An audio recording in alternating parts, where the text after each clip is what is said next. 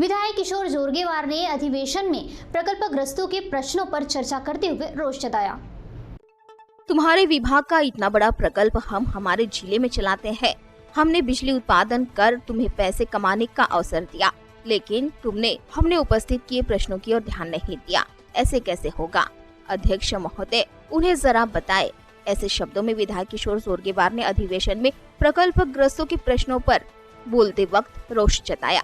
अर्थसंकल्पीय अधिवेशन का जायजा दिन है। चंद्रपुर के महाऔष्णिक बिजली केंद्र के प्रकल्पग्रस्तों का विषय राजुरा विधानसभा क्षेत्र के विधायक सुभाष धोटे ने लक्ष्य वेदी में उपस्थित किया।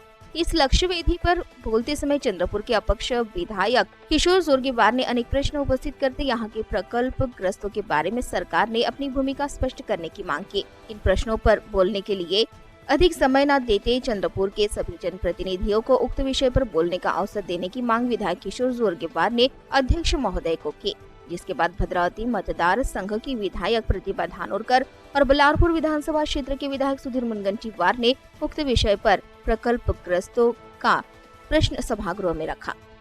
चंद्रपुर थर्मल महाऔष्णिक बिजली केंद्र में प्रकल्प शुरू होकर 40 वर्ष होने के बाद भी CTPS के आस्थापन विभाग में कार्यरत अधिकारी प्रकल्पग्रस्तों के नाम पर गैर प्रकल्पग्रस्तों की प्रशिक्षणार्थी के तौर पर भर्ती कर रहे हैं, जिससे प्रकल्पग्रस्तों के नौकरी का प्रश्न निर्माण हुआ है।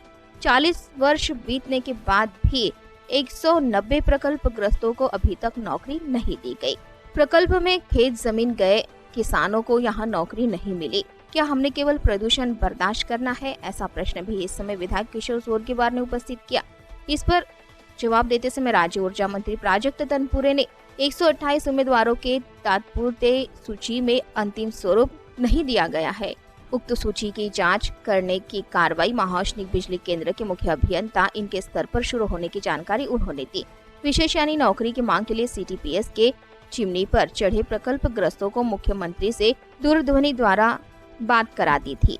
यह विषय छूटे और प्रकल्पग्रस्तों को न्याय मिले, इसके लिए प्रयास शुरू होकर पाठ पुरावा भी शासन स्तर पर उनकी ओर से किया जा रहा है। कारण की कोणी आहेच नाही ना आमचा।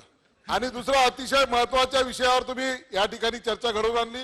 माझी विनंती एवढीच असणार आहे, पहिल्या लक्षवेधीला तुम्ही 9 लोकांना बोलू दिलं, याही लक्षवेधीला जेवढे चंद्रपूर जिल्ह्यातले आहे सर्व शॉर्ट मध्येच बोलायचं आहे।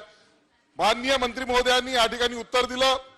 माननीय सदस्य सुभाषजी धोटे यांनी उपस्थित केलेला मुद्दा 128 लोकांच्या मदतीचा आहे। त्यांनी सांगितलं की एकूण प्रकल्पग्रस्त 3877, आतापर्यंत प्रकल्पग्रस्तांना नोकऱ्या दिल्या त्या 3888, जे साधारणतः 990 लोकांना प्रकल्पग्रस्तांना 35 वर्षाच्या नंतर 40 वर्षाच्या नंतर सुद्धा त्या ठिकाणी शासनाच्या वतीने नोकऱ्या देण्याचं बाकी आहे।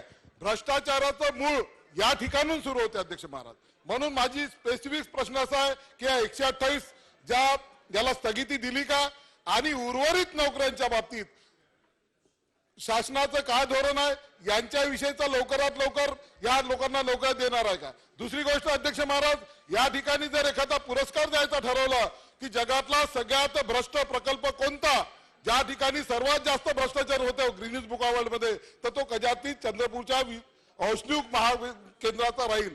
इतका त्या ठिकाणी भ्रष्टाचार होतो अध्यक्ष महाराज। एकूण गरजेच्या आम्ही 30% वीज निर्माण करत असताना आम्हाला शेतकऱ्याला आमच्या लोकांना नोकऱ्या मिळत नाही। प्रदूषण आम्ही केवळ आणि केवळ त्याच्यामुळे करतो, सहन करतो, तरीही आम्हाला न्याय मिळत नाही। म्हणून आज या ठिकाणी दोन्ही मंत्री महोदय, राऊत साहेब जरा इकडे लक्ष द्या। हो राऊत साहेब, कॅबिनेट मंत्री महोदय, हो कॅबिनेट मंत्री महोदय, आता ऐकतात प्रश्न। अरे मग ते कसं होतं, असं कसं त्यांना सांगा ना थोडं। दोन्ही मंत्री इथे असताना लक्ष, तुमचा इतका मोठा तुमच्या विभागाचा प्रकल्प आमच्या जिल्ह्यात आहे, आम्ही तो वीज निर्माण करून तुम्हाला पैसे कमवण्याची संधी देतो आणि तुम्ही आमच्या प्रकल्पावर विषय लक्षही देत नाही, असं कसं होणार?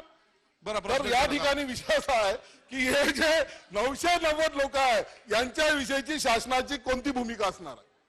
हादसों का प्रमाण बढ़ रहा है। हेलमेट इस्तेमाल करने का आह्वान वाहतूक शाखा की ओर से किया गया।